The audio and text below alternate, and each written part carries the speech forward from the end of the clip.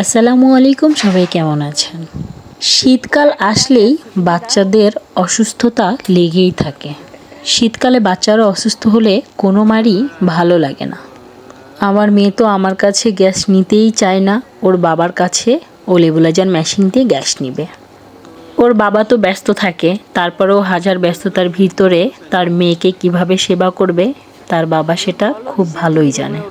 নাজিফার বাবা হাজার ব্যস্ত থাকলেও দায়িত্ব থেকে কখনোই সরে যায় না। নাজিফার বাবার কাছে আমি আর তার মেয়ে সবার আগে, তারপর অন্য কিছু। খুলনা থেকে কুমিল্লাতে এসেছি।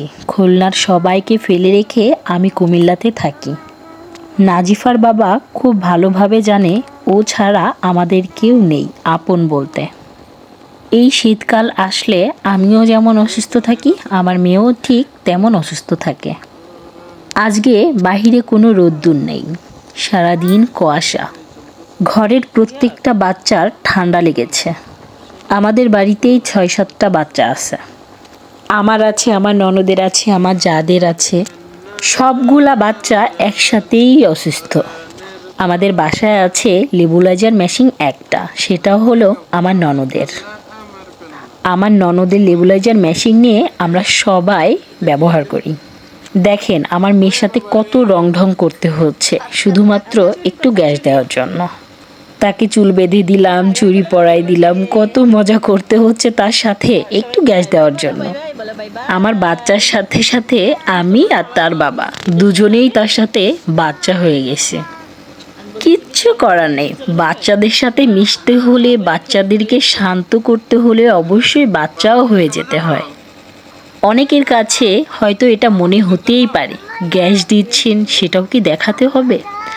আমরা যে কতটা মজা করছি, কতটা দুষ্টুমি করছি, কতটা কষ্ট করছি, মেয়ের সাথে গ্যাস দেওয়ার জন্য কি করছি, আপনাদের কাছে যদি না শেয়ার করতাম আপনারা কি দেখতে পেতেন? আমাদের এই সুন্দর সুন্দর মুহূর্তগুলো আপনাদের কাছে শেয়ার করি, কেমন লাগে জানাবেন। হাসি কান্না সব কিছুই তো শেয়ার করি, তাই না? এই যে এখন গ্যাস দেওয়া শেষ হয়েছে, তার ঢং বেড়ে গিয়েছে। কি ঢং বেড়ে গিয়েছে? চুলের সবগুলা বাঁধন সে খুলে ফেলবে। বাবার একমাত্র আদরের রাজকন্যা। বাবা তার মেয়েকে ছাড়া কিচ্ছু বুঝে না। নাজিফা হওয়ার আগে নাজিফার বাবা আমাকে কোনোদিনও একটা দাবর দিইনি, কিন্তু নাজিফা হওয়ার পরে নাজিফার বাবার কত যে দাবর খেয়েছি বলে আমি শেষ করে পারবো না, আর বোঝাতেও পারবো না। তার মেয়ের আদরের রাজকন্যা। সব কিছুর ঊর্ধ্বে তার মেয়েকে ভালো রাখতে হবে, তার মেয়েকে কোনো রকম কষ্ট দেওয়া যাবে না। তার মেয়েও হয়েছে একটা দুষ্টু বাচ্চা। এই দুষ্টু ইয়া। আমি যে সুন্দর সুন্দর বয়সগুলা দিচ্ছি, পাশে আমার বোন বসে হাসতেছে, আমাকেও হাসাচ্ছে। এই সুন্দর সুন্দর মুহূর্ত আপনাদের কাছে যদি শেয়ার না করতাম আপনারা কি জানতেন? কখনোই জানতেন না।